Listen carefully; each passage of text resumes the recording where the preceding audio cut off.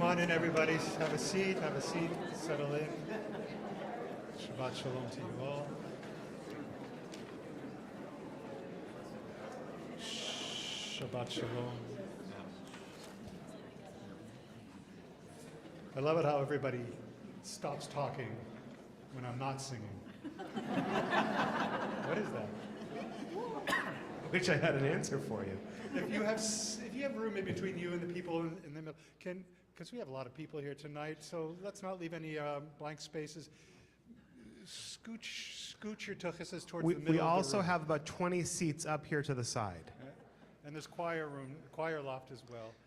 And there are some seats in the choir tonight for those of you who would like to join in. Shabbat Shalom, all of you. We're going to continue with our service as not only are we welcoming each other, but we're welcoming angels and ministering angels of peace that come to us on Shabbat to spread the joy and the warmth of this day of rest. So on page, is it 6 this week? For Shalom Aleichem, is that on page 6 this week? Page 6. Join with us in this Nava Tehillah melody for Shalom Aleichem.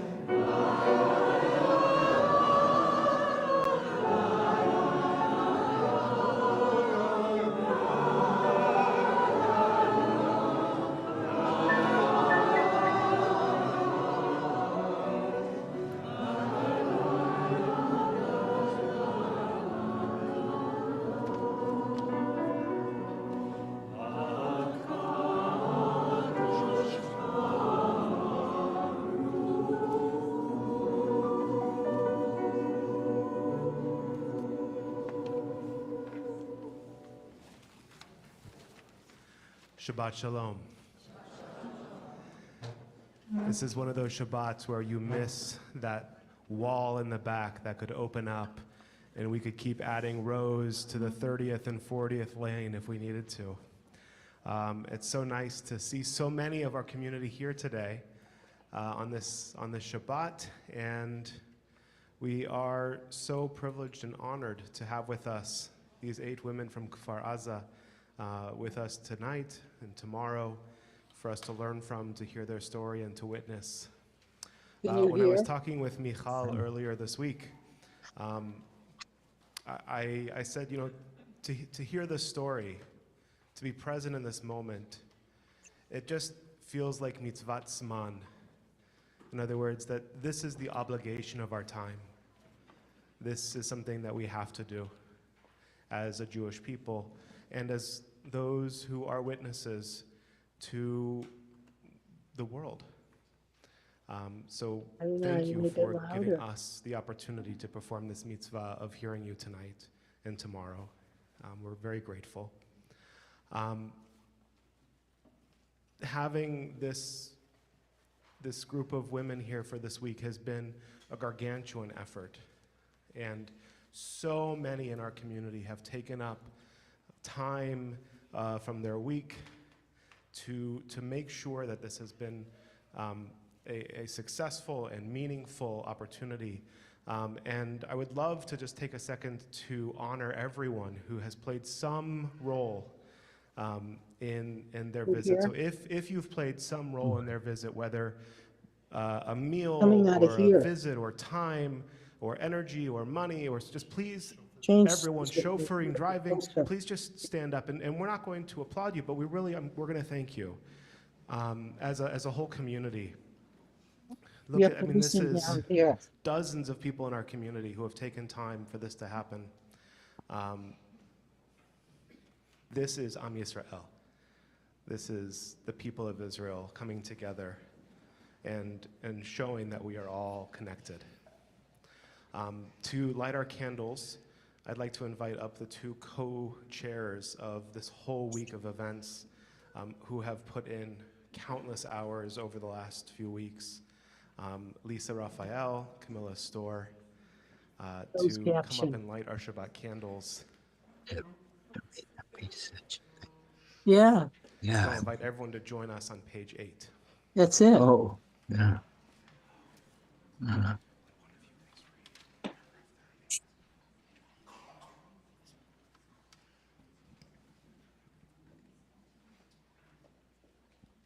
Almighty God, allow us to rest on this Shabbat.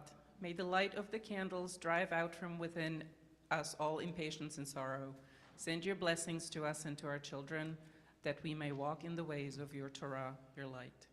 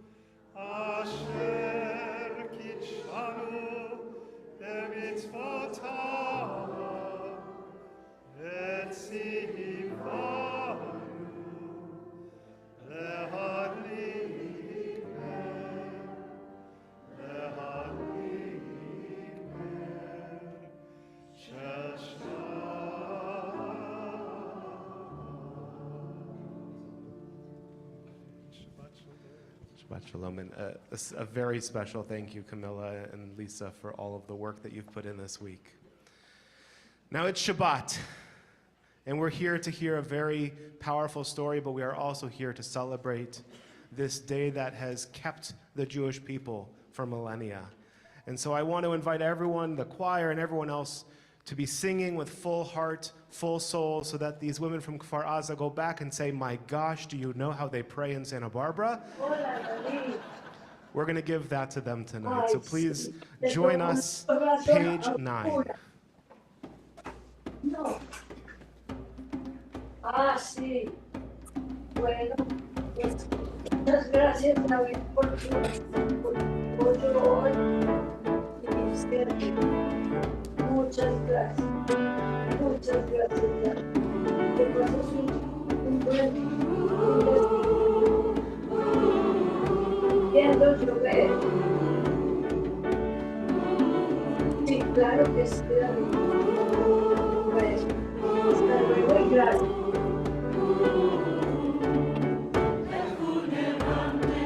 Pues no, yo creo que no, David.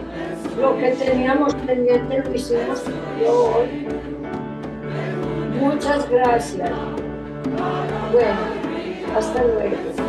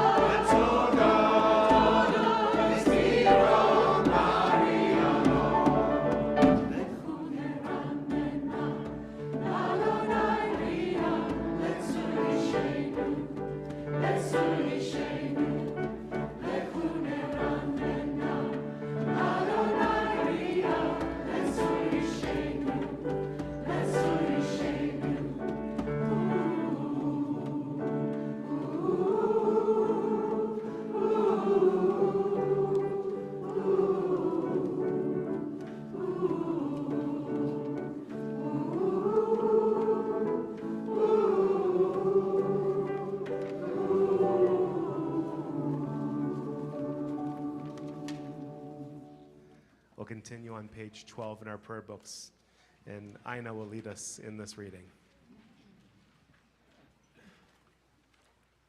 A David song. God voice upon the waters, the God of glory thunders.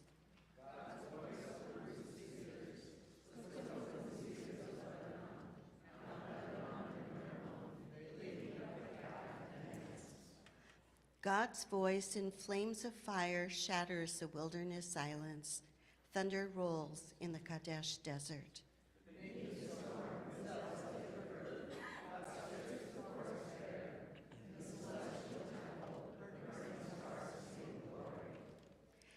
God sat above the flood and will dwell on high forever. Give strength unto your people and bless your people with peace. Page 13.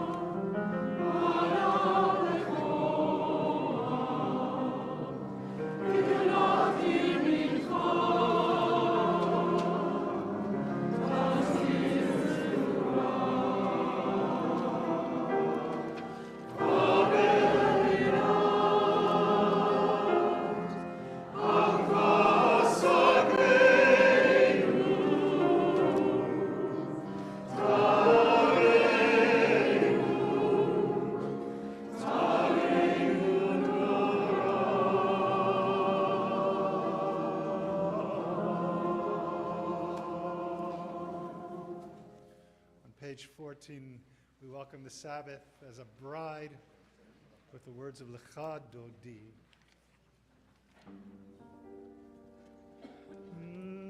Lecha Dodi likrat kala pene Shabbat nekabela lecha Dodi likrat kala pene Shabbat nekabela shacha Dodi likrat kala pene Shabbat nekabela shamor vezachor v'tikorecha ishmiyanu elanu yuchad Adonai echad u'shemorecha l'shemo tiferet ve'litila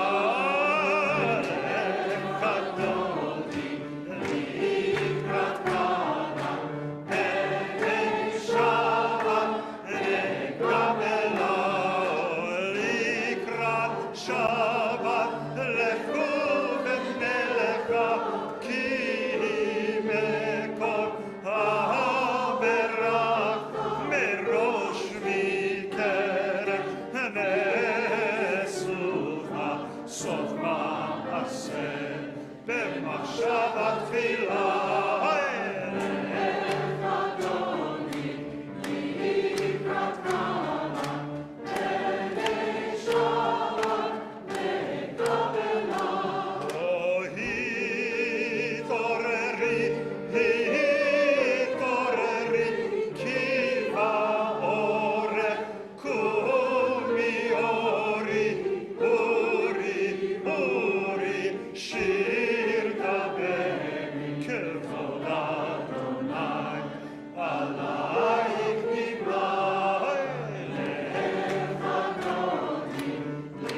We rise and we face the back of our sanctuary.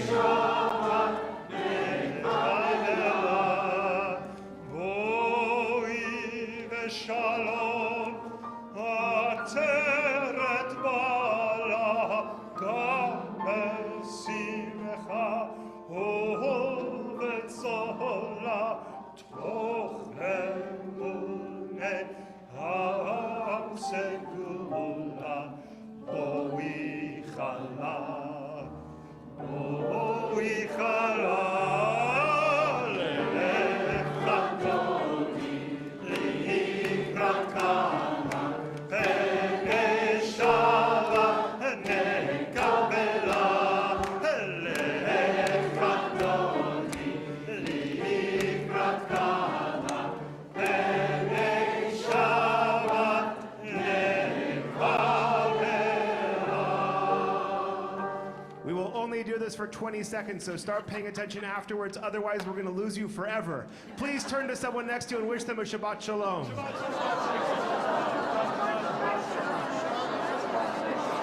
Shabbat Shalom to our friends on Zoom. Shalom to everyone. Shabbat Shalom. Shabbat Shalom. Shabbat What a beautiful crowd at this. Shabbat Shalom. Shabbat Shalom. Shabbat Shalom. Beautiful Shabbat crowd. Shalom. Shabbat Shalom. Shabbat Shalom. Shabbat Shalom.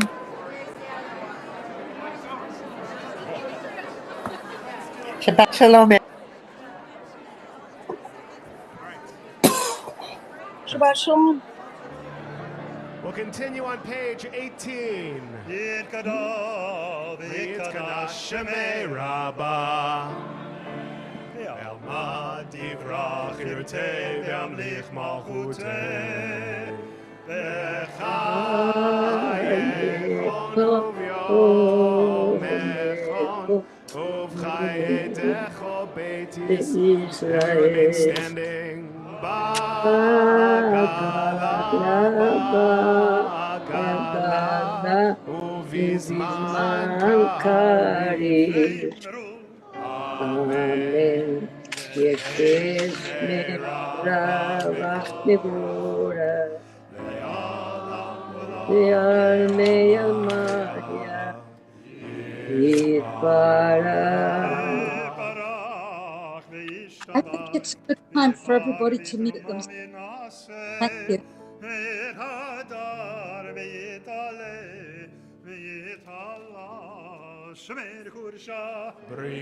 Berichu.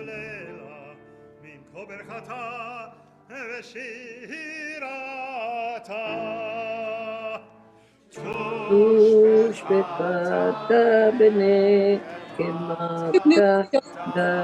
Thank you. damiram beal. Amen. Page 20.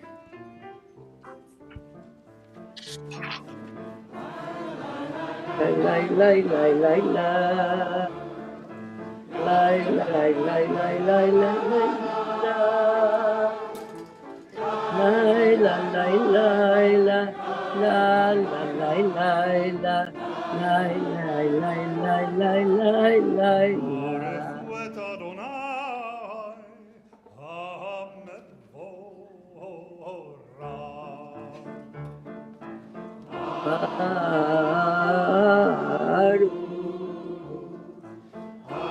Baruch Adonai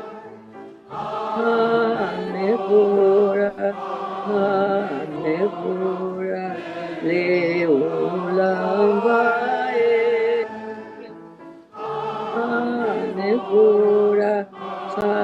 Hamevora Leolam Vaed. You may be seated.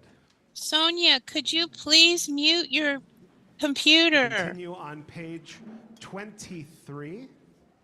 Page 23, and Laura Dewey, who is back visiting, I know this was your favorite. Would you lead us? Mute. It's mute. Word by word. No, we evening- can hear you. Word by Well, word, the evening descends. it says The gates of mute night swing on open. the microphone. And the viewing stars turn through the heavens. I don't know what else to do. On the Night Zoom watches screen. over day You have and to throws click the- where it says mute. On the Well- Zoom, on the click where it says mute. Click where it says mute, and that will turn it on to the on the Zoom screen. At the bottom of the picture, there should say mute. Page 25, Toby will lead us. You have to click on mute. Oh, you're muted, Sonia. You're muted now. Thank you. Thank you. Love and language came into the world together. In text and commandment passed down with love by parents and teachers, we have heard and have learned your word. Now comes your turn to reveal Torah.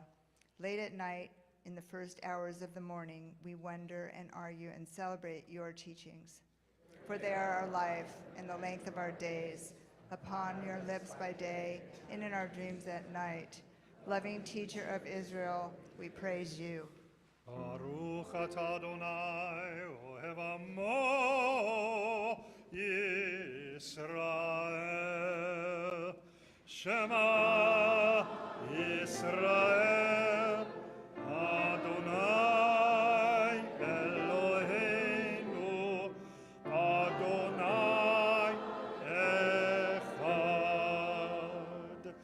Baruch Shem Kevod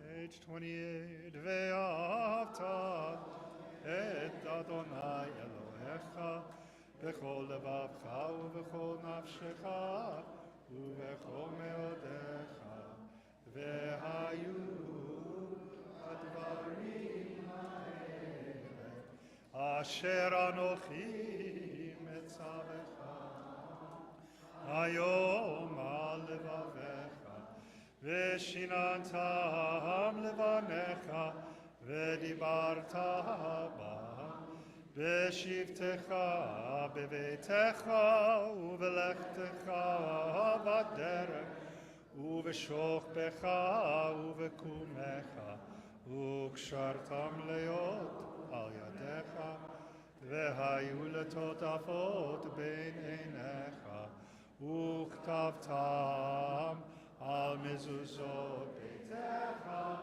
ובישעריך.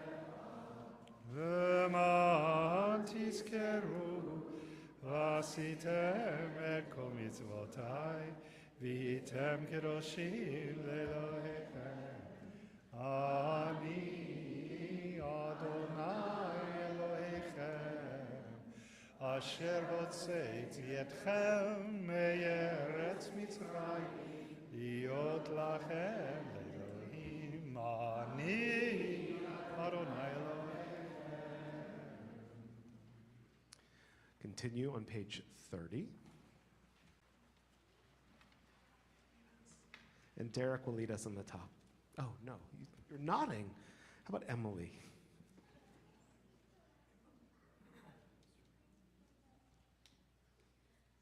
In each of our lives, we come at last to a limit where we are forced to stop running and to cry out to God.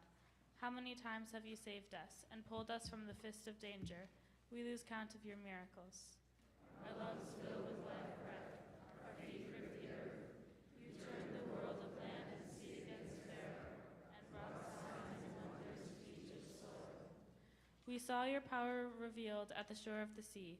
There we danced and sang a new song to you.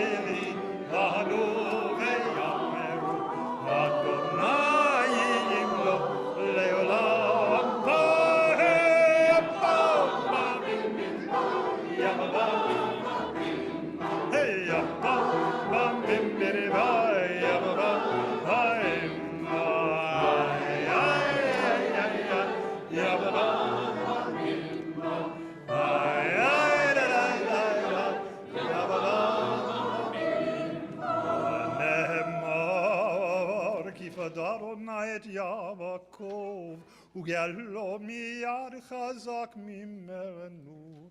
ברוך אתה אדוני ישראל. Hashkivenu, this beautiful nighttime prayer, asking God to protect us as we move into a time of vulnerability, a time of sleep, of repose, and to wake us up in the morning. Let us arise to life renewed. I invite you to sit, breathe deeply as the choir presents this text to you in a beautiful new setting by our own Charles Ray, a beautiful new setting of Hashkivenu.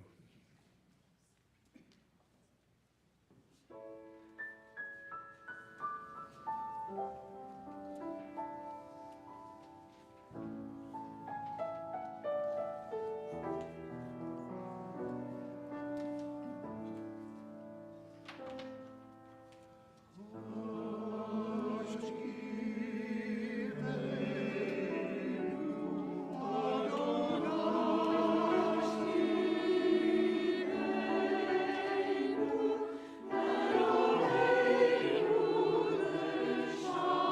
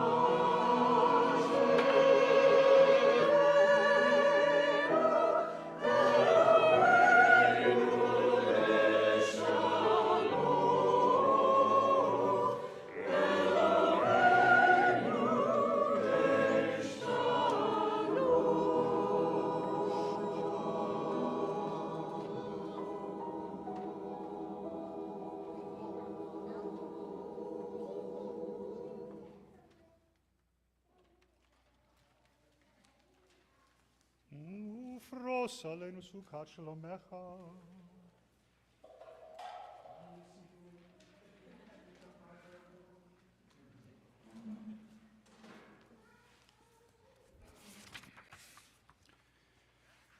L'chaim ulshalom me'ata v'yad olam. Baruch atah Adonai, hapore sukat shalom aleinu. Ve'al Yerushalayim.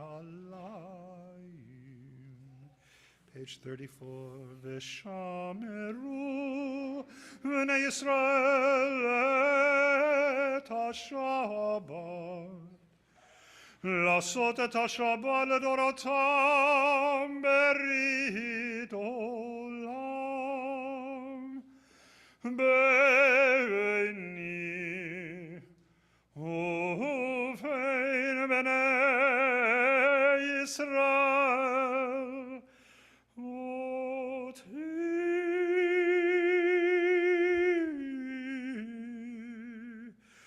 אותי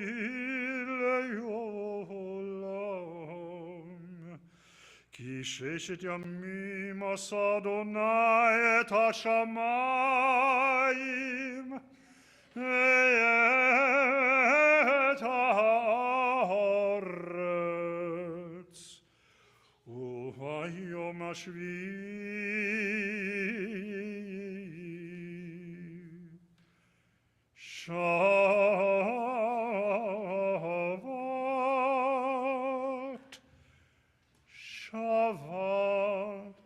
ויהי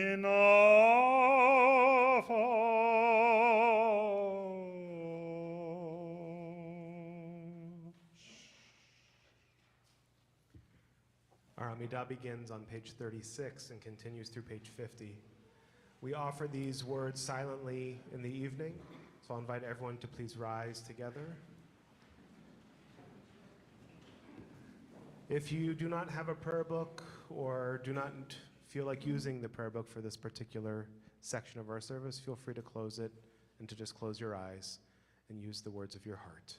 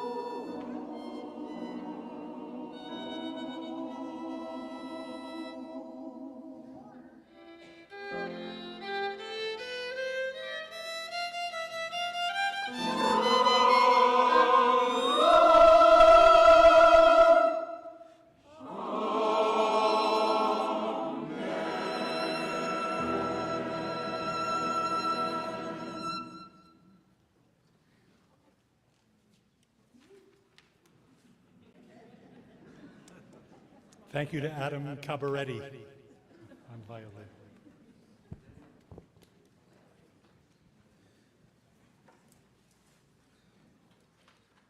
We turn to the bottom of page 50, where we find the words to our Mishaberach, our prayer for healing.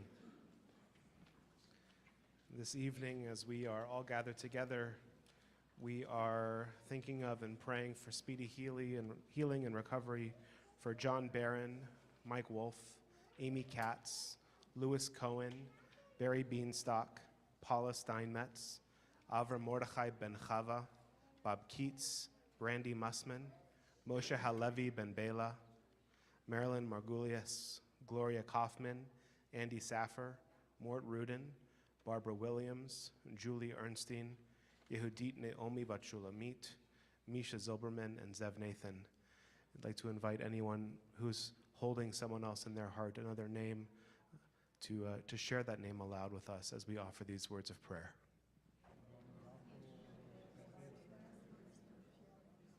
Alan Sager.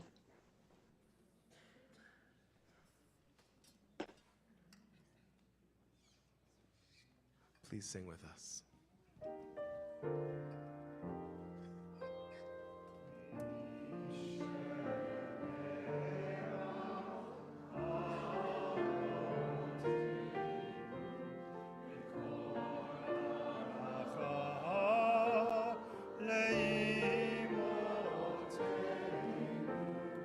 May the source of strength, who blessed the ones before us, help us find the courage to make our lives a blessing, and let us say,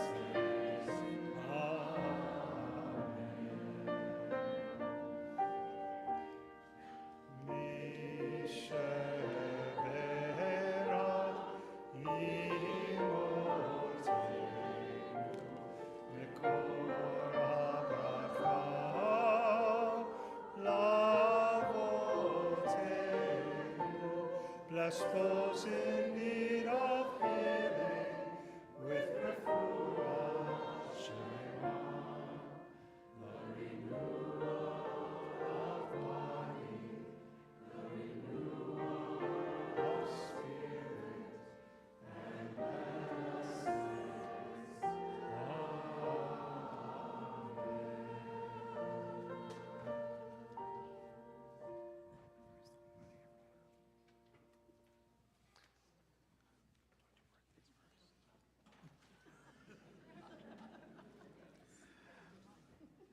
We are going to try this. If you were born in the month of February, this is the first Shabbat of the month, we would like to invite you, if you can, to come up for a very special birthday sticker and a blessing from our community. So, It's a February birthdays, I see Elizabeth Gaines jumping right up. If it's a problem to come up, I'll see you later with your sticker. If you are not able to make it from the middle of your rows up, Cantor Mark will visit you with the sticker book later. All right. And just kind of line yourselves up here in the front. Okay. Elizabeth, when is your birthday? February 14th. The 14th. Wow, they named a holiday after your birthday. When is your birthday? 22. February 22nd. Yom Holedet Sameach. V'Madeleine? 18. The 18th. Fabulous. Well, happy birthday to you both. Okay. Camilla, when is your birthday? The 15th. The 15th. And hi, what's your name? Janice, when's your birthday? The 20th. The 20th. Happy birthday. Hi. Is there another 20th? Should we skip to the other 20th? Who's the other 20th? Gail, your birthday's on the 20th. Happy birthday. Philip, no, you're Kent. When is your birthday? 21. The 21st. We should line up. When is your birthday? Hi, Marty. Hi, the 4th. The 4th. Wait. What is that, like in 2 days? I don't remember what day it is. Happy birthday, Marty. Diane, when's your birthday? The 25th. The 25th. Happy birthday. David, same year or same month, I should say. When's your birthday? 13th. February 13th. you should go stand next to Elizabeth, and we'll keep moving along. Hi, Diane. How are you? When's your birthday? The 21st. The 21st. We had another repeat. Cynthia, when's your birthday? February the 8th. The 8th. Happy birthday. Elizabeth? 18th. The 8th. Wait, we had another 18th. Another one down there. Excellent. See, we're making connections. Arno, when's your birthday? 16th. The 16th. Happy birthday to you. Hi, what is your name? Matan. Naim me'od. And when is your birthday? Also the 18th. Oh, triple. Hi. What's your name? Christine, when's your birthday? February 1st. Wow, well, happy belated birthday to you, Christine. And Joel, when is your birthday? February 8th. The 8th. Ah, look at that. Happy birthday.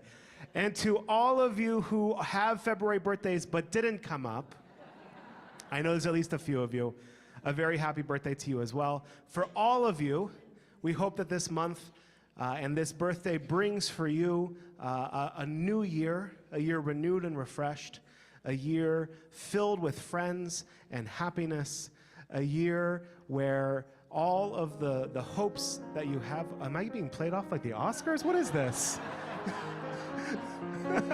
It is Oscar season. May this be a year for you all, a year of good health, a peace, and may this be a year that all of our friends and family can be safe at home once again. Amen. Let's join together in these words, thanking God for letting us reach this day. Arshechianu. Baruch atah Adonai Eloheinu melech haolam שהחיינו בקימה והגיענו לזמן הזה.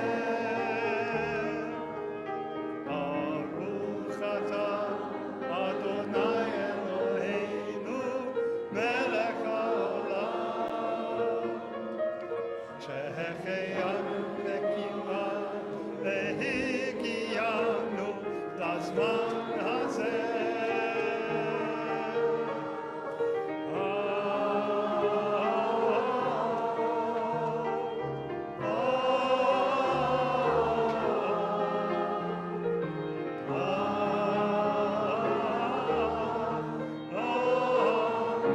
Join together, everybody. One big amen.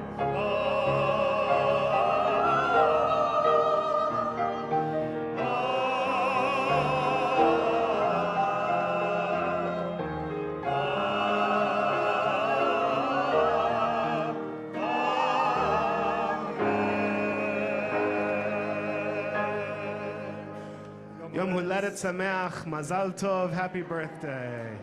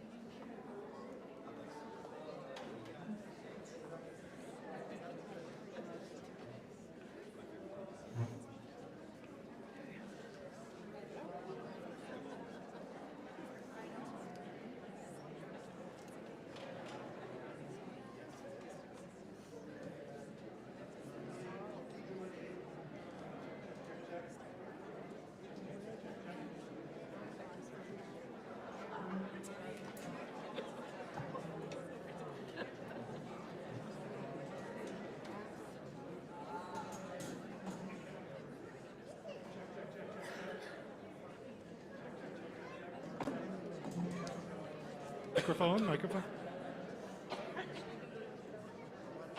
I do believe we are the only synagogue who asks their guests to bring their own chairs. This is our way of making them feel like family. They are our family.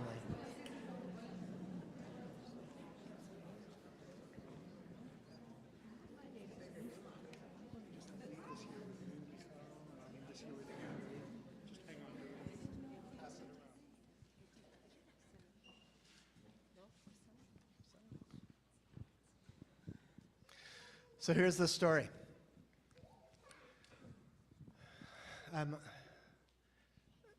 Actually, the women are going to tell the story, but the story behind the story, behind the story of us being here tonight, is that shortly after October 7th, Rabbi Bel Michael, who is, Bel, can you just, this is the woman that made this all happen. One person.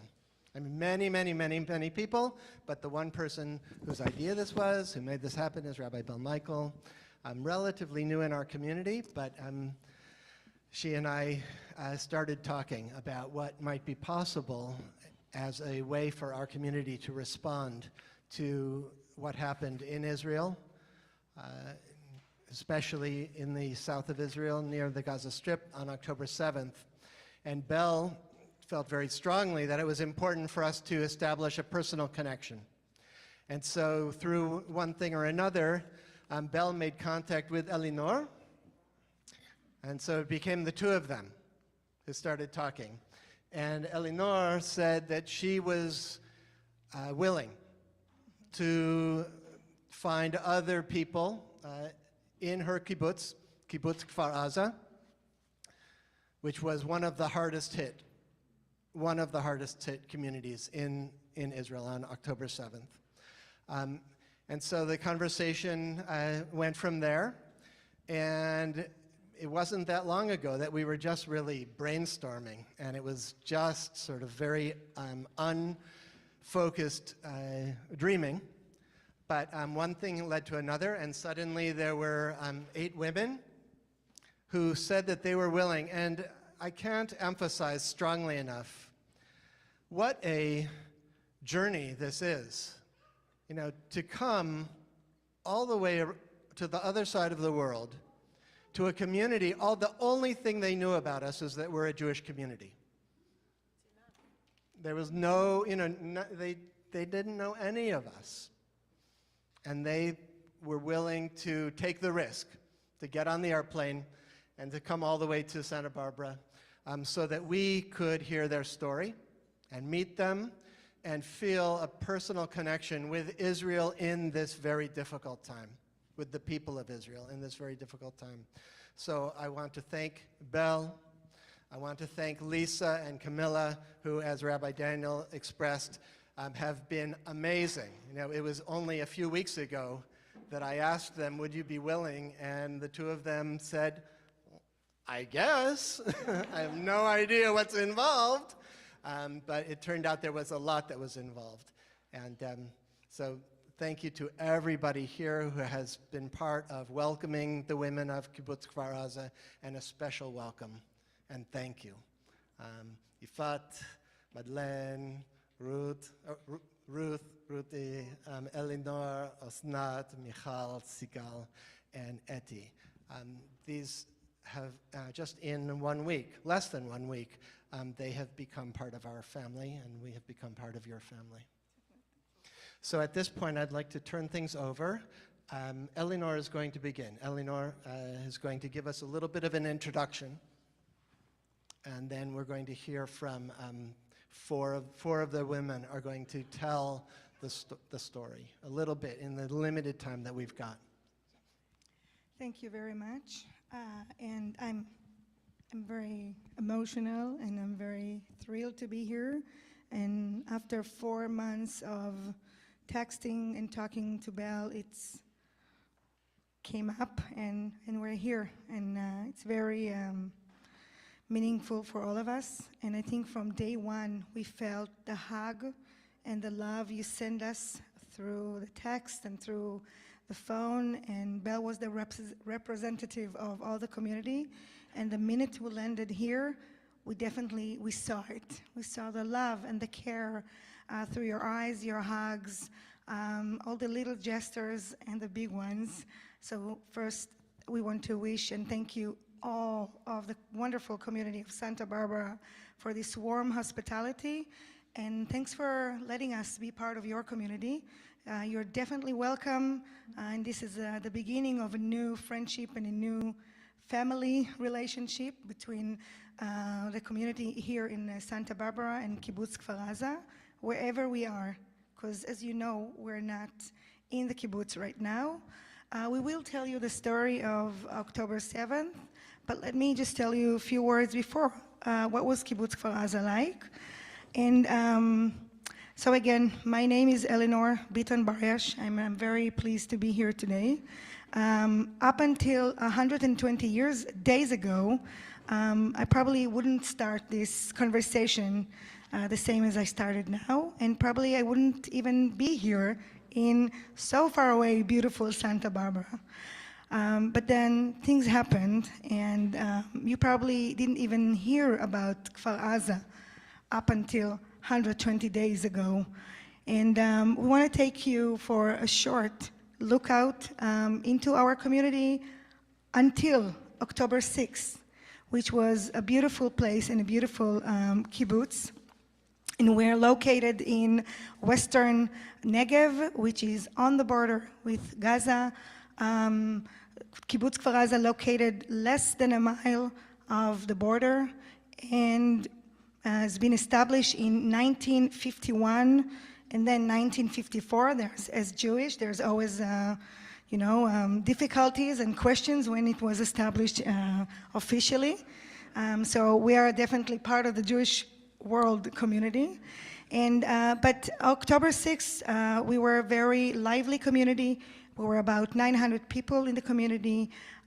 There were about 120 different businesses of private people that were in the community, from companies, designers, up to a really big factory in Israel that send plastic that helps to the plastic industry. We have 2 of our members that works in this factory, or one worked, one still is. We had the biggest and the largest media company, the lights and sounds that make all the big concerts that arrive to Israel. They are the one that produce it and bring it. And we're still not a big community, less than 1,000 people, right? We were about 900 people. And as a small community, you probably know that everybody knows each other, and everybody's child is somebody else's child as well. So like Osnat is my cross door neighbor, literally 4 steps away from my house, and her daughter is part of my family. I adopted her, not officially, but definitely we adopted each other, and we all share friends, and we all share kids in different ages, but they're all combined together. Etty was everybody's kindergarten teacher in the kibbutz, so she raised all of our kids. And again, same as the community. You know, some of them you know very well, some of them you know less, but then in a bit, when somebody needs help, you know that you're part of it. There were a list of newly babies that everybody was helping. There were a list of good things we helped. We always adopted a unit of IDF that was part of our lives, and we helped them during COVID. We did their laundry because they didn't go home, like any normal community around the world. And then October 7th happened, and I just want to take us all remember that this was Simchat Torah, and we were about to celebrate it, and we have a small Bet Knesset. We have a small, I'm losing synagogue, thank you. I'm very excited if I forgot that word. Kids or some of our community were excited about doing the Hakafot. Some of them were ready about and excited about our kite festival that were supposed to be taken on October 7th in the afternoon. And then 6:29 a.m. arrived, and everything has changed. Think about green, think about colors, think about beautiful community, and in a second, everything became dark and red and black.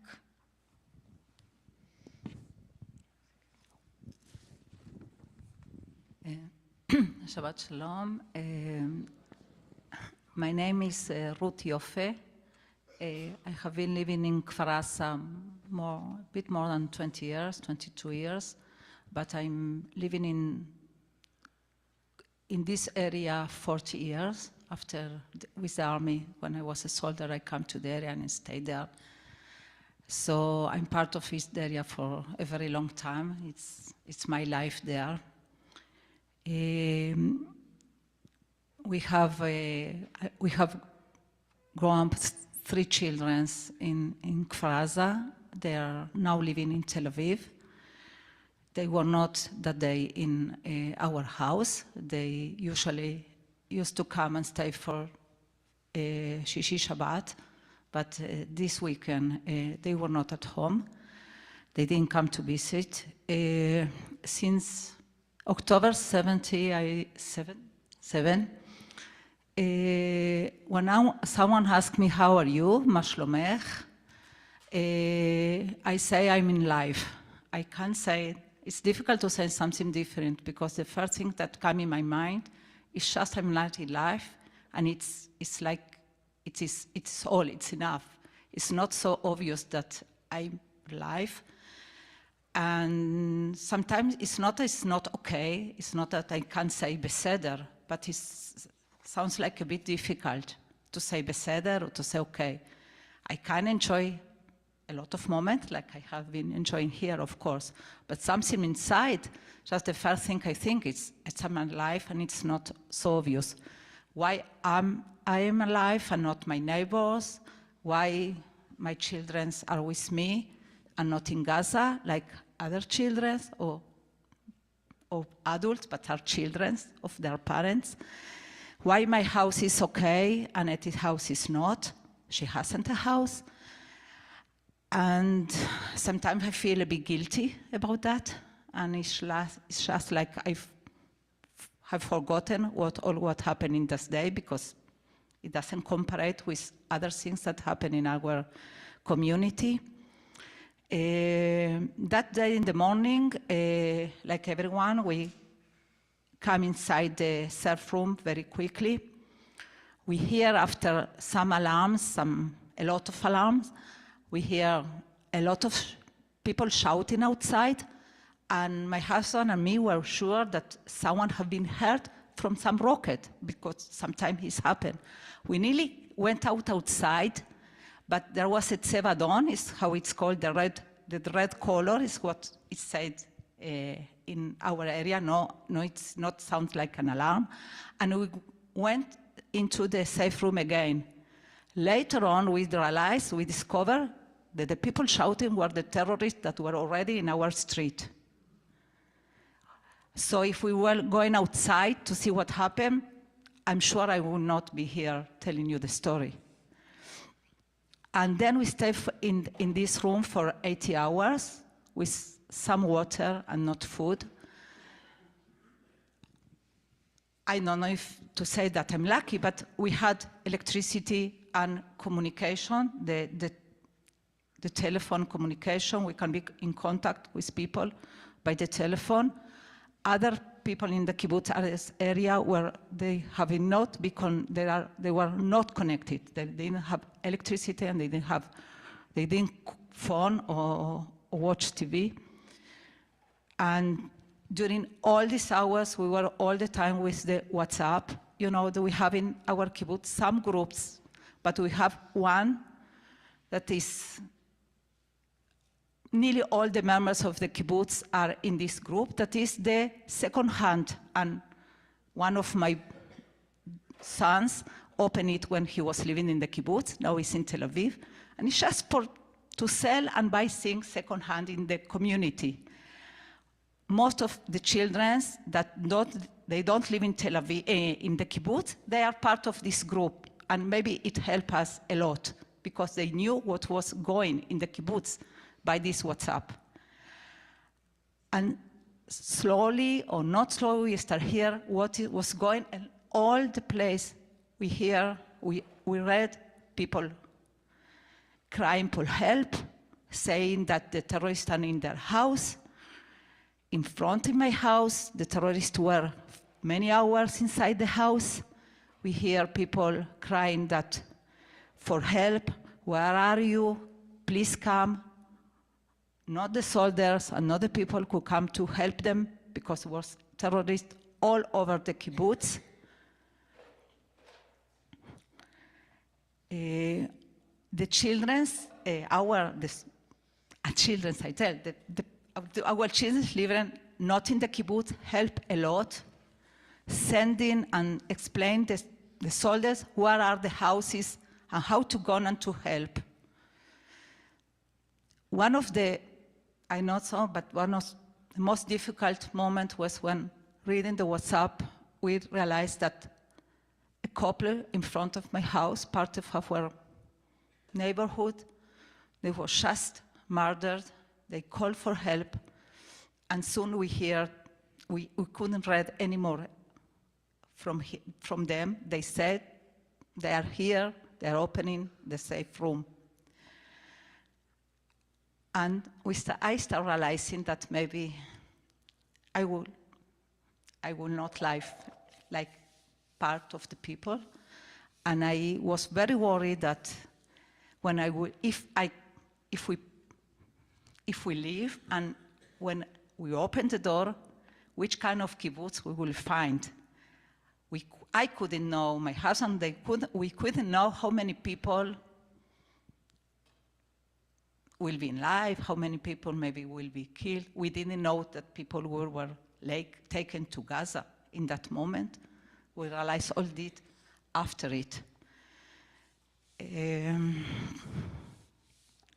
And yeah, since then, everything changed. So actually, Ifat, Ruth, and myself, we all live in the same neighborhood. That's why we chose to tell you the story of our neighborhood. And as Ruth said, we entered to the room and we spent there many hours, about 22 hours, stayed in a safe room, not going to the toilet, not having water or food. And I have 3 children, a husband and a dog. My oldest is 19, and then 17-year-olds and 14. So spending those hours with my 3 teenagers was probably one of the hardest things. But then when Ruth described it, there was a moment of a stop. My husband ran to the kitchen and came back with knives.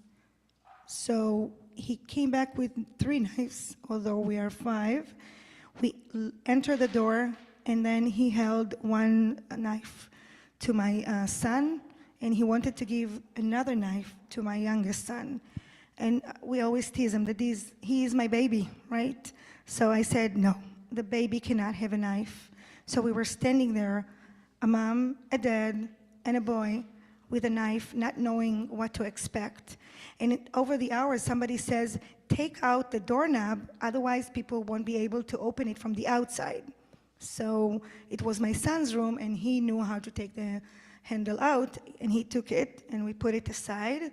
And then after a few hours, people are saying that they're saving their lives by holding the doorknob and actually protecting themselves and fighting with the terrorists from the other side, fighting for their lives. Thank you. Fighting for their lives and saving their lives. And I'm looking at the handle, and I'm looking at the door, and I'm realizing I can't, and we will not be able to fight for our lives. So it's either all of us will survive or none of us will survive. And we were trying to communicate between us. And again, our neighborhood had electricity most of the day, and we could have communicated between us, and we knew exactly what's going on. We knew that the bomb that happened behind our door was our neighbors getting murdered. We got notice from other family members around the kibbutz that somebody's mom got murdered, or somebody's brother, a friend of our daughter, that her best friend's losing her brother because he was jumping on the grenade and saving his fiancée. Or you keep hearing that people that were asking for help a couple minutes ago are not answering. And you keep calling them and says, is everything okay? Please send a message, send a location, send sign. And nobody was bringing the message back, and nobody was answering. And it was very hard to understand it. While we had electricity in our safe room, I want to say I'm lucky that my son took the HDMI cable a couple days ago to play Sony PlayStation in the living room and didn't return the cable, as normal as can be. But that was what saved us, because we couldn't open the TV and see what's going on. Yes, we had the cell phone with us. Yes, we could have see what's going on, but neither one of us went online to the social media. Well, the kids a little bit, but then for news sites, and we didn't use this media, so we didn't know exactly what happening, and I think this is what saved us. I always think that if I had known how horrible the situation is outside, I probably would go outside with my hands and say, just save my kids, no matter what, save my kids. And then in the same time, it would be very hard for us. And over the hours, we were in the room, frightening, terrifying what's going on, listen and hearing all those bombs and yelling in Arabic. And we're hearing that people that were knocking on the door and saying IDF, IDF. Now, when people at the beginning of the day open the door and says, okay, IDF is coming to protect us, and they realize this is the terrorists and they're fooling us around, and we couldn't trust anyone. So we didn't know what to do. And when they tried to knock on our doors and windows, nobody answers for a lot of minutes, and then we couldn't trust anyone. I don't know if it's a luck, but the terrorists went up on our roof and our neighbors next door house, because our house is a little bit higher than the others, and we're assuming they shot from our home, from our roof, from our safe place. They shot soldiers, they shot people in the kibbutz or our friends, and they definitely took the phrase of safe home from our lives, and we couldn't look at this place as a safe anymore.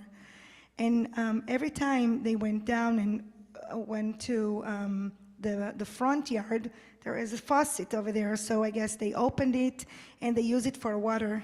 Now what's amazing is I don't remember it. My family said it, my friends, I texted it. So I have evidence of me writing it to my friends, but I don't remember it happening. I do remember that every time they passed the window, they were banging on it, and it's a metal window. So they were banging on the window with some metal. I'm assuming it's the weapon, and as if they wanted to tell us, we know you're there, just wait. So all the hours, sitting there with 3 children, yes, they're not young, but you know, teenagers, they have their own opinions. And I'll tell you, my kids fought. We didn't talk for many hours. They had a fight in the safe room, not saying a word, but their eyes were like doing whatever. And in a way, I thought, okay, we're in a normal situation. But then in a second, I said, what's going on? So it took a lot of time for the troops to arrive to all of our houses, because terrorists were everywhere. There were about 300 terrorists only in Kfar Aza that day. It's a small place. I tell you, if you do a jog and you run around the kibbutz, it's less than 2 miles. This is how big it is.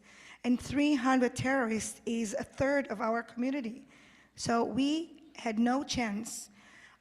There's about 40% of homes in Kfar Aza were significantly damaged. A lot of the place was damaged. We had about 19 people that got hostage that day. We still have 5 of them still held in Gaza. We still miss them, and it's hard for us to think about the future and the hope and tkuma. 64 people out of our friends got murdered that day, and we had to deal with 64 funerals in the next couple weeks. And we had 8 injured and still injured. They're still fighting for their life.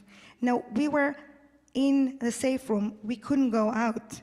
And once the IDF arrived to our area, they tried to evacuate everyone, and it was very hard. They let us go for a few minutes around 9:30 p.m. that day, and they told us, you have 5 minutes, just go to the bathroom, take something to eat, and you need to go back. And I look at them and I said, what do you mean? And he said, yes, you have 5 minutes, think whatever you need to do whatever you need to do, and go back. Just think about what will you take when you need to leave. Now, what would you take when you need to leave your house? So someone took shoes, somebody took clothes, somebody took something. Most of us got away with nothing, only with the clothes and shoes we had on. I was able to take one more pair of shoes. Just imagine you have only 2 pair of shoes in the world. I didn't take any jewelry, only the one that I still carry with me, as I consider them as my luck charms right now. We were not able to take anything. So we're having homes, but we're homeless. We're having a community, but we are communityless. And we're still in the safe room once the soldiers try to come and rescue us from Gaza. And Shabbat Shalom, everybody. My name is Ifat Dromi. I live in Kfar Aza for more than 10 years. I moved there from Kibbutz Nirim, that was attacked also. I lived before there in Kibbutz Reim as a soldier that attacked also. And I think since October 7, I don't have much more words. I text a lot of black heart emoji, dots, and sad face. On October 8, 12 p.m., 30 hours after it's all start, I was sitting in a bus, in a school bus, that come to take us to a rescue place.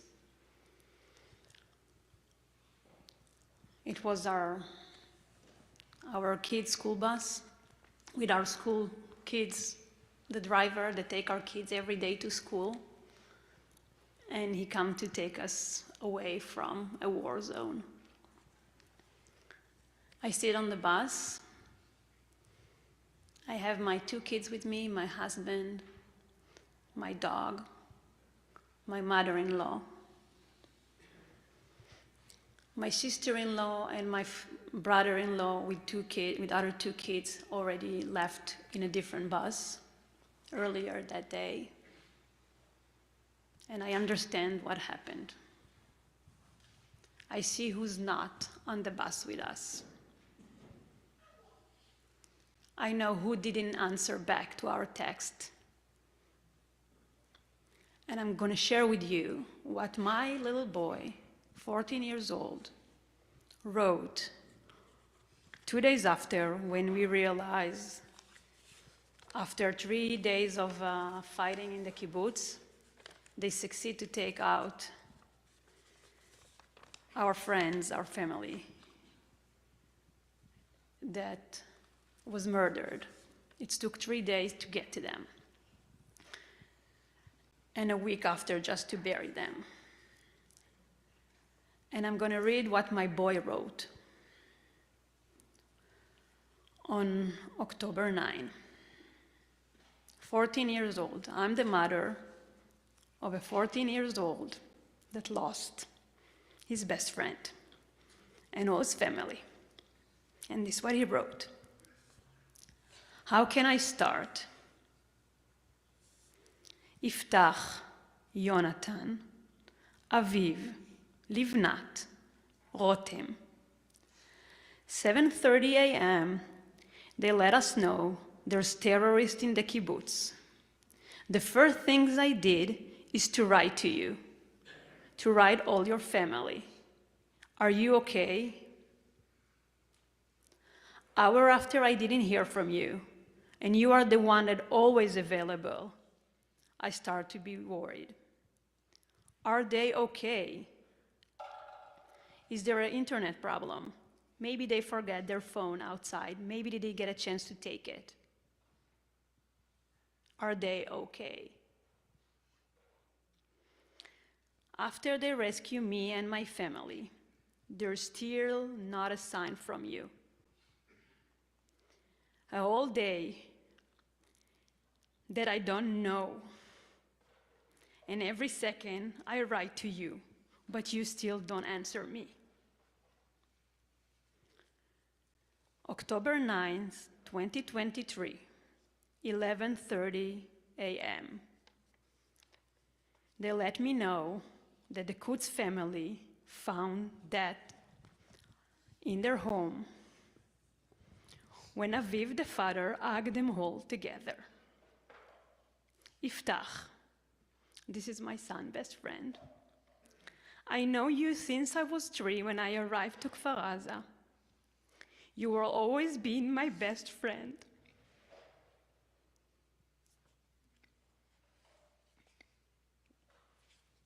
We passed and did everything together. And the most important thing, it was only good things.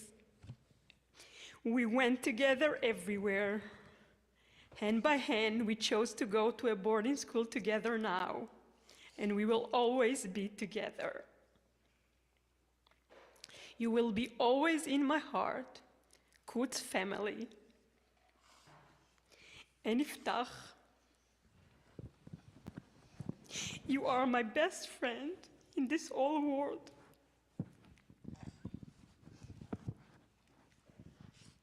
I'm a mother of a boy that lost everything.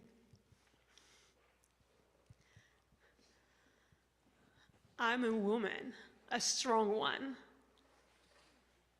that barricaded the doors of her home at 6:30 in the morning, that took shirts, cut them down to ropes, that was strong for more than 20 hours in the shelter, that put her kids in the closet and tell them, do not go out, never, whatever happened, stay in the closet. Even if you hear something happened to me or dad, stay there. And I'm a broken woman now. How can I help my child? How can I make sure he will grow up with no pain?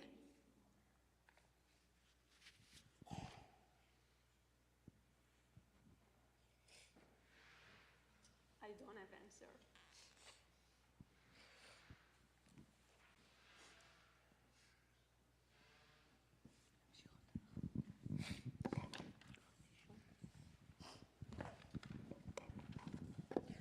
So it's really hard to talk about after all the stories.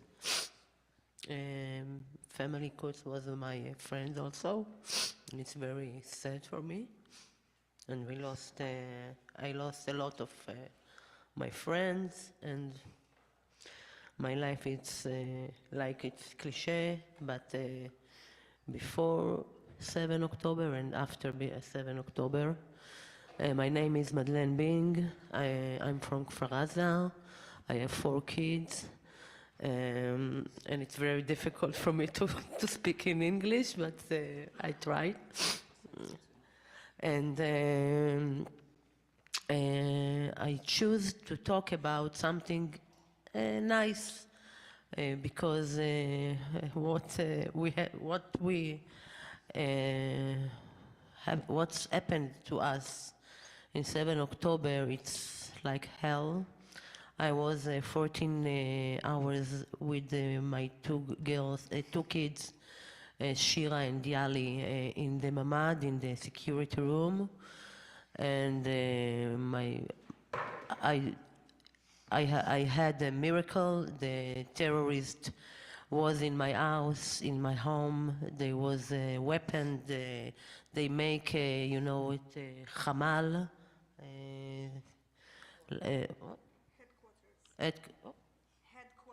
Headquarters. And they didn't saw the door of our security room. We only stay in the room without talking, we are like was like shocking. My Shira, she is soldier. She all the time was in the phone with the three forces. She sent them places and every message to save people in the kibbutz. Me was all the time in the phone with the security and all the groups from the kibbutz, and we saw what's happened. We didn't saw nothing, but we heard about something who dead, a little like shmuot, rumors, and we stayed there. Staying for something we didn't know. We don't know what we stay, but so in 10 o'clock in the night, they come to the army come to take us. Before the army bombs our house because they think that the terror was in our house. They want to kill them. But they go to another place, and we survive. And after we go, wait a minute. And when we go out to some place to take us to another place, we go from the road that. I don't want to. It was horrible pictures all over the road.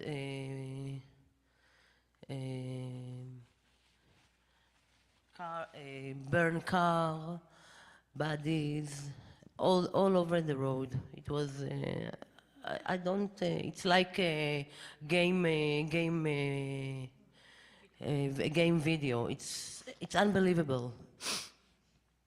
So after it, when we came to Shfaim, all the community, the most of community live in Shfaim in the hotel, and after 2 months that I didn't know who am I, what I'm going to do. Now גם עכשיו, still now don't know what I'm going to do, but I manage the store of belong to the kibbutz. It's a donation from all over the country and all over the world. They bring us a lot of what we need. What we need, we have there. Not a TV or something like this, because we have in the hotel, in the room. We have food, babies, diapers, shampoo, everything for what we need. Basically things, and clothes and coat and boat and shoes and everything. It's very nice to be there. It's called La Palit. La Palit, it's like Galerie Lafayette.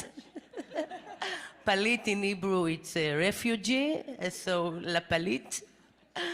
And it's very funny and very nice, and a lot of people like to come there and take everything free, no money, and it's nice.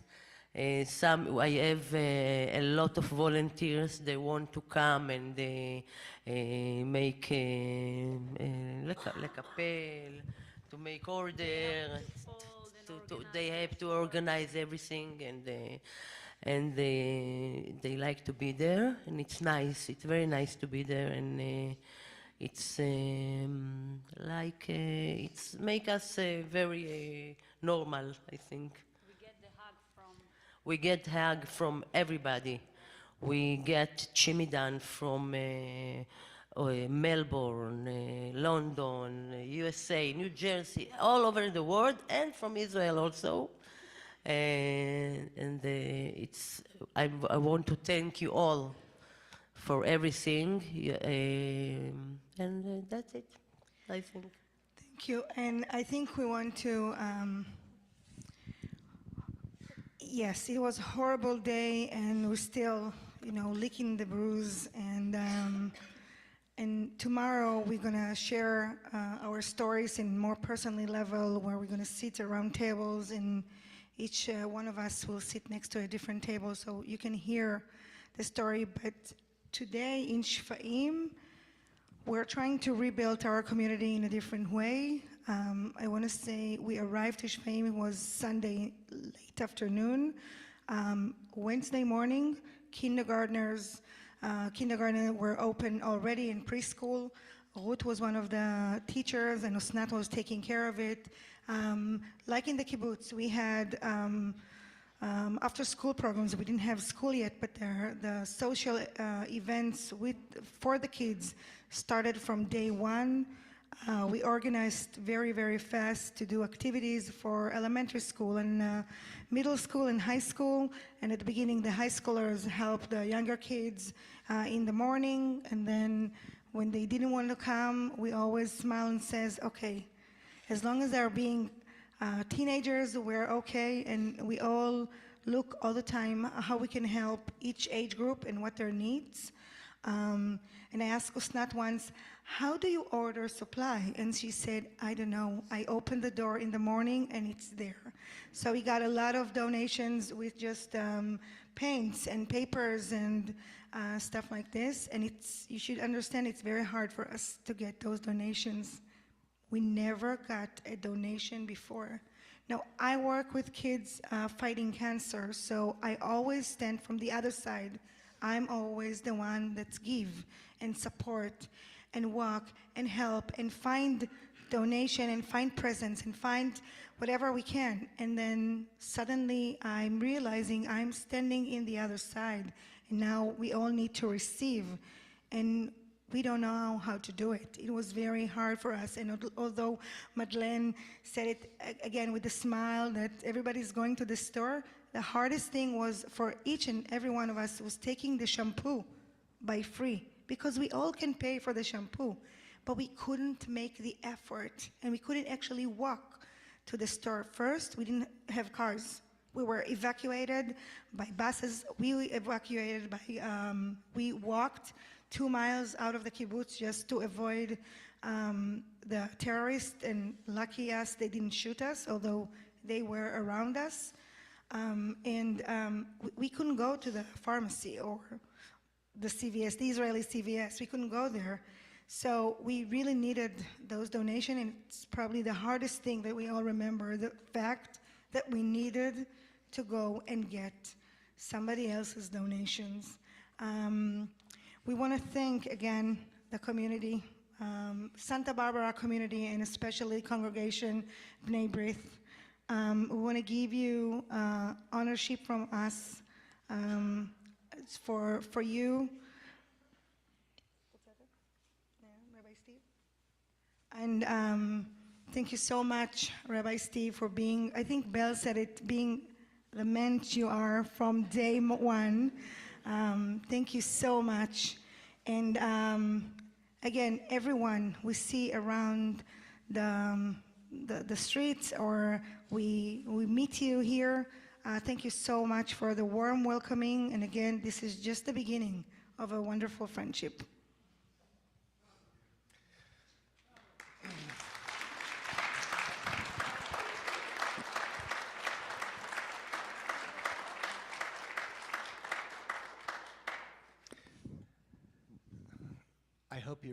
I hope that you all realize what you have given us in coming here.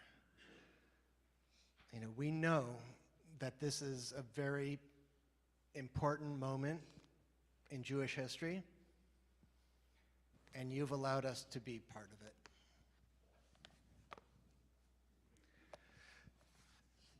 And we do look forward to continuing the connection. We look forward to coming to Israel and visiting you.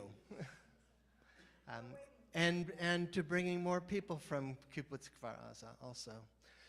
So as has been said, there will be an opportunity tomorrow afternoon. Well, actually, I don't know, Belle, what's the plan for tonight? Is it basically going on to the evening with the Israelis later on? So anyway, from here we have a few last prayers. We will go into the fellowship hall. We'll make kiddush, and we'll have oneg Shabbat, some dinner. And the women will stay for as long as they can, but then they're going on to meet with our local Israelis here from Santa Barbara. Tomorrow afternoon, we have Sudah Shlishit, starting at 4 o'clock in the fellowship hall. And that will, as Eleanor said, that will include much more opportunity for interaction, for actually asking some questions. They all speak excellent English. Different levels, but excellent English, all of them. You.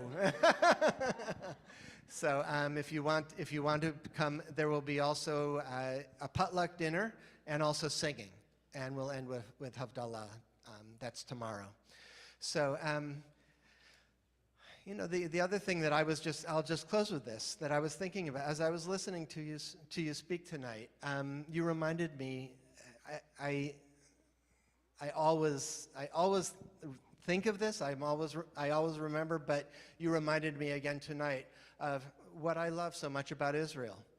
You meet somebody, you meet an Israeli, and immediately they open up to you and make you feel like you are part of the family. And especially the four of you who spoke this evening, thank you so much. You've never met these people, so all 8 of you, you've given so generously of yourselves to us in this time when we need to be connected to you. So thank you. A special thanks also to there were 9 women in our communities who were the sisters and spent much of this past week. So each one of the 8 had a sister from our community, and I know that they really felt like you were sisters. Yeah. So I'm going to turn things over back to Rabbi Daniel, and maybe some of us can help our guests move their chairs back to the front row so that they don't have to do it themselves.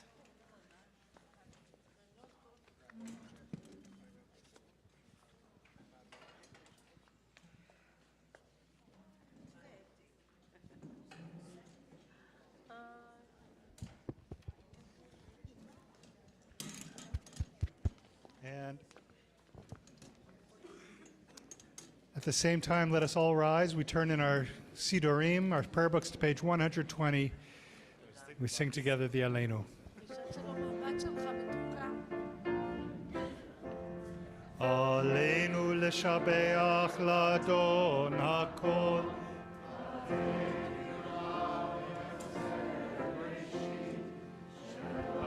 Asanu kikoye aratzot velo samanu kemishpechot adama shelo sam chelkeinu kahem